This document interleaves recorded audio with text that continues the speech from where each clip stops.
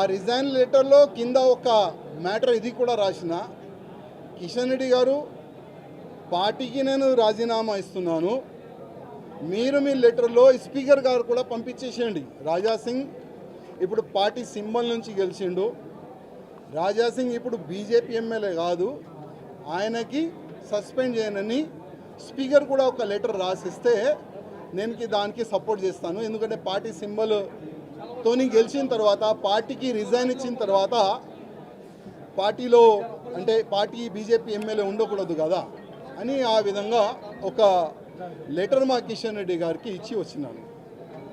దురదృష్టం ఏంటంటే 2014 నుంచి ఎన్ని ఇబ్బందులు భరించి ఇక్కడి వరకు వచ్చినానంటే మా మీడియా మిత్రులకి కొంతమందికి తెలుసు. ఇవాళ నేను టెర్రరిస్ట్కి టార్గెట్లో ఉన్నా. నేను కాకుండా నా ఫ్యామిలీ మొత్తం ఆ టెర్రరిస్ట్ టార్గెట్లో ఉన్నారు.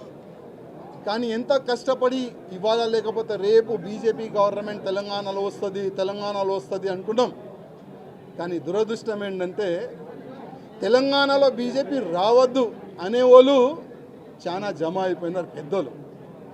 ఇప్పుడు వాళ్ళే అనుకోకపోతే మేము ఎంత కష్టపడి మా ఫ్యామిలీని రిక్స్ చేసిన తర్వాత ఇంత పని చేసిన తర్వాత లాభం మేము ఉండవు కదా. అందుకోసం అయ్యా మీ పార్టీకి దండం, మీకు దండం అని ఒక లవ్ లెటర్ ఇచ్చి వెళ్తున్నాం. జై శ్రీరామ్.